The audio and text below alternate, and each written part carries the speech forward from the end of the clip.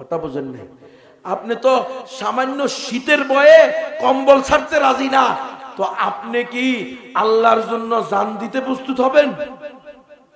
কেমনে সম্ভব? এই জন্য নামাজি বানাইতে হবে, প্রত্যেকটা লোক নামাজি হবে, এক কথায় প্র্যাকটিসিং মুসলিম হবে। সে তার ব্যক্তিগত জীবনেও ইসলামের অনুশীলন করবে, তার পরিবারকেও ইসলামের অনুশীলন করাবে। না খেয়ে মারা গেলেও যে যে স্তরের সে সেই স্তরে দাওয়াতি কাজ করবে। তাল্লুক মা আল্লাহ, আল্লাহর সাথেই একমাত্র সম্পর্ক হবে। আমি এনজিওদের কাছে আমার মেয়েকে চাকরি না করাইলে, আমার বউকে চাকরি না করাইলে আমার রিজিক জুটবে না, এই কথা বললে কশিন কালেও তাওহীদে খালেস হবে না। এনজিওরা যে সময় ছিল না, তখন কি এই দেশের মানুষ খায় নাই? তো এখন কেন এনজিও ছাড়া খেতে পারবে না? এটা উম্মতকে বুঝাইতে হবে। তাল্লুক মা আল্লাহ। এরপরে 4 নম্বর দারুল উলুম দেওবন্দ প্রতিষ্ঠা হওয়ার মাকসাদ, সেটা হলো ইলায়ে কালিমাতুল্লাহ। আল্লাহর জমিনে আল্লাহর কালিমা বুলন্দ হবে। নিঃসন্দেহে সেটা গণতান্ত্রিক পদ্ধতিতে নয়, অবশ্যই সেটা একমাত্র খেলাফা ইমারার মাধ্যমে হবে, নবীওয়ালা পদ্ধতিতে। লা ইয়াসলুহা আখিরু হাদিহিল উম্মতি ইল্লা বিমা সালুয়া বিহি আউয়ালুহা। এই উম্মতের পরবর্তীরাও যদি সফলতা চায়, কামিয়াবি চায়, বিজয় চায়, তাহলে তাদেরকে পূর্ববর্তীদের পদ্ধতি গ্রহণ করতে হবে। সাহাবাওয়ালা পদ্ধতি, তাবেঈওয়ালা পদ্ধতি, তবে তাবেঈওয়ালা পদ্ধতি, আইম্মায়ে মুজতাহিদিনের পদ্ধতি। আমাদের আকাবির আসলাফরা কোশ্চিন কালেও জিহাদ থেকে মুখ ফিরে আনেন নাই। আপনি দেখেন, হুজুর বলছে 1947 সালের পর থেকে এসে ঢুকছে এই গণতন্ত্র। এর আগ পর্যন্ত গণতন্ত্র ছিল না।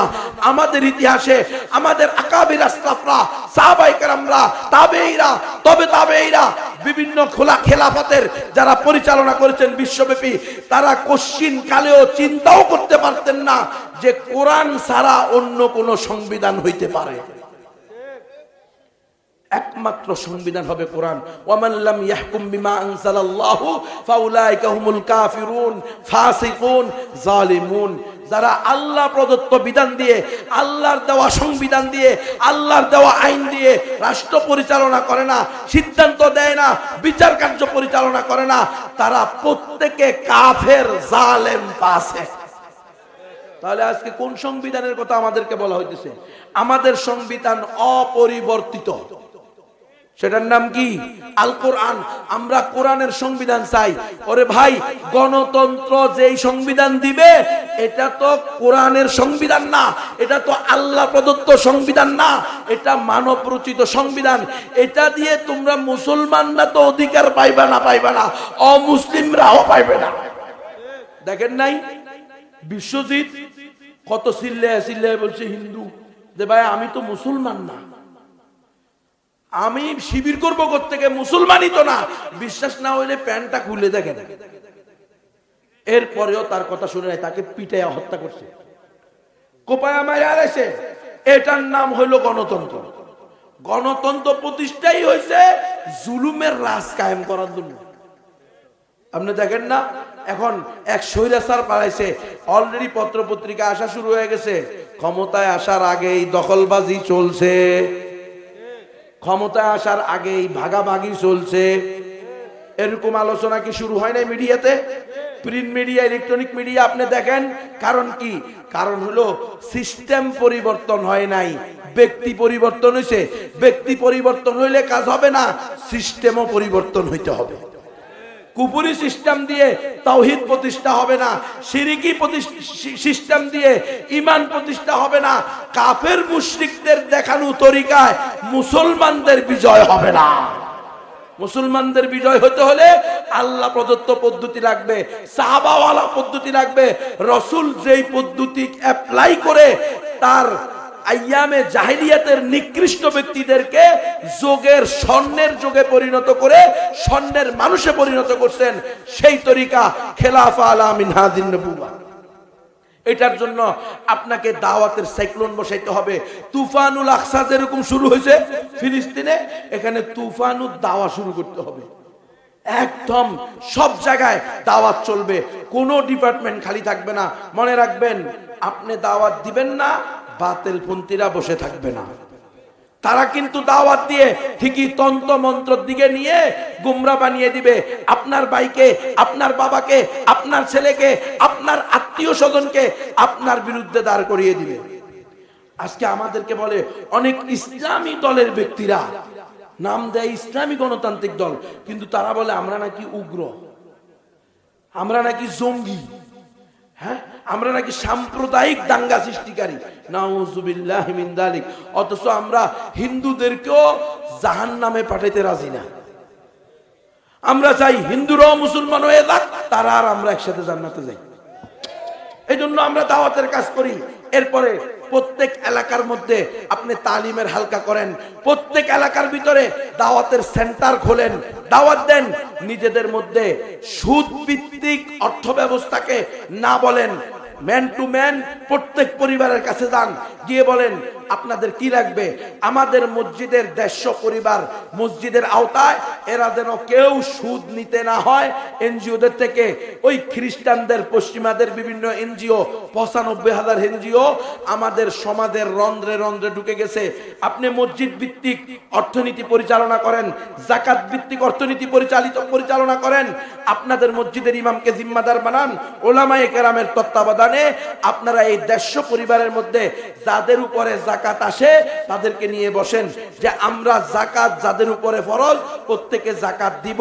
এরপরে বের করেন আপনার সমাজে কারা কারা যাকাত খাওয়ার যোগ্য, গরিব, মিসকিন, অসহায়, নবমুসলিম কারা আছে, এদের জন্য আপনারা টার্গেট করেন। প্রতি বছরে যাকাত দিয়ে এক এক পরিবারকে স্বাবলম্বী বানায় দেন। 2 বছরে, 5 বছরে, 10 বছরে আপনি দেখবেন আপনার মহল্লায় আর কেউ যাকাত খাওয়ার যোগ্য নাই, প্রত্যেকে যাকাত দিবে। এখন আপনি যাকাত তোলেন, এই যাকাত আপনি কাজে লাগাইতে পারবেন মুজাহিদদের জন্য, জিহাদের জন্য, জিহাদের আসলেহা অস্ত্র শস্ত্র ক্রয় করার জন্য। তো আপনি কিছু চিন্তা করছেন কি করবেন, কেমনে যাবেন? সহজ রাস্তা। পুরা দেশকে এইভাবে যদি আমরা দাওয়াতি কাজ করতে পারি, ইনশাআল্লাহ আমাদের মায়েরা দয়ুস হবে না, আমাদের ঘরের মধ্যে সুদভিত্তিক অর্থনীতি চলবে না, কিস্তির নামে নিস্তি ঢুকিয়ে আমাদের মেয়েদেরকে নিয়ে ভাগিয়ে যাবে না। এগুলো সবগুলো তো আমাদেরকে ধ্বংস করে দিতেছে। তাহলে আমরা নিজেরা নিজেদের মধ্যে এই আলোচনা বসি, প্রত্যেকের ঈমান সহি করা, প্রত্যেকের কোরআন সহি করা, প্রত্যেকের আকীদা সহি করা, প্রত্যেকের অর্থনীতি সহি করা। অর্থনীতি যদি সুদভিত্তিক থাকে, আল্লাহর গজব আপনার উপরে, আপনি বিজয় আনবেন কোত্থেকে? ইয়ামহাকুল্লাহুর রিবা, আল্লাহ সুদকে ধ্বংস করে। তো সুদ খানেওয়ালাকে কি উন্নতি দেয়? সুদ খানেওয়ালাকেও তো ধ্বংস করে। আপনার স্ত্রী, আপনার মা, আপনার মেয়ে, আপনার বোন, তারা সুদী কারবারের সাথে জড়িত। রাসূল ঘোষণা দিয়েছেন লাআনাল্লাহু আকিলার রিবা ওয়া মুকিলাহু ওয়া কাতিবাহু ওয়া শাহিদাহু। সুদ খানেওয়ালা, খাওয়ানেওয়ালা, সাক্ষীদাতা, বহনকারী সবার উপরে আল্লাহর লানত। আপনার প্রতিবেশীর উপরে যদি লানত পড়ে, আপনি তাওহীদবাদীর উপরে কি রহমত পড়বে? বুঝেন না মনে হয়? আপনাদের এলাকায় যদি বন্যা হয়, মুফতি আব্দুল কাইম সাহেব হুজুর দামাত বারাকাতুমের ঘরে কি বন্যার পানি যাবে না? না উনার মাদ্রাসায় বন্যার পানি ডুববে না? সবার ঘরেই ডুববে বন্যার পানি। তো আল্লাহর গজবের উপযুক্ত আপনি আর আমি, আপনার আমার সমাজ চলতেছে, রাষ্ট্র চলতেছে, অর্থনীতি চলতেছে সুদের উপরে। আল্লাহর সাথে যুদ্ধ ঘোষণা করে সেই অর্থনীতি দিয়ে আপনি স্বাবলম্বী হবেন কিভাবে? এজন্যই তো আন্ডা বাচ্চা সহ ঋণী। বোঝেন নাই মনে হয়? আজকে এখানে এই যেটা অবুঝ বাচ্চা আছে, চুপ করে বসে আছে, শিশু, এরাও প্রত্যেকে 1.5 থেকে 2 লাখ করে ঋণী। যেটা আজকে সকালে হয়েছে, এই আজকে এই অবস্থা এখন যারা জন্মগ্রহণ করতেছে, এরা প্রত্যেকে 1.5 লাখ 2 লাখ করে ঋণ হইয়া ঋণের বোঝা মাথা নিয়ে আসতেছে। কেন? কারণ সুদ ভিত্তিক অর্থনীতি। আর ওদিকে আপনি তালেবানদের অবস্থা দেখেন, পৃথিবীর কোন রাষ্ট্র তাদের কাছে একটা ফুটা পয়সা পাবে না। আল্লাহু আকবার। তারা তাদের এলাকার মানুষের উপরে, তাদের দেশের সাধারণ মানুষের উপরে সকল প্রকার ট্যাক্স তুলে দিছে। কোনো ট্যাক্স নাই, কোনো ট্যাক্স চলবে না। আপনি হালাল তরিকায় ব্যবসা করেন, চাকুরি করেন, পয়সাওয়ালা হন, আপনি আল্লাহ প্রদত্ত যাকাত, আল্লাহর পক্ষ থেকে যেটা নির্ধারণ করা হয়েছে সেটা দেন, যথেষ্ট। আপনি এর বেশি 1 টাকাও ট্যাক্স দেওয়া লাগবে না। আর আমাদের দেশে আমরা ট্যাক্স দিতে দিতে শেষ। যাকাত দিলে দিতাম 20,000, যাকাত না দিয়া ট্যাক্স দিতেছি 50,000। 1,05,00,000। এটা হলো আল্লাহর গজব। তো সুদ ভিত্তিক আপনি অর্থনীতি পরিচালনা করলে আপনার অর্থনীতি উন্নত হবে না, দিন দিন অবনতি হবে। আপনি একের পর এক সুদ, প্রত্যেকটা নরনারীকে আমরা আল্লাহ তাআলা প্রদত্ত আল্লাহর দেওয়া বিধান, ফরজ দায়িত্ব 5 ওয়াক্ত নামাজ সময় মতো যথা সময়ে যথাস্থানে আদায় করার জন্য উদ্বুদ্ধ করি। প্রত্যেক মহিলাকে আমরা গণতন্ত্র ছাড়বেন না। তো আপনি থাকেন গোলাম হয়ে, 50 বছর ধরে আছেন, 55 বছর ধরে আছেন, আরো 500 বছর ধরে থাকেন, আল্লাহর কিছু আসে যায় না।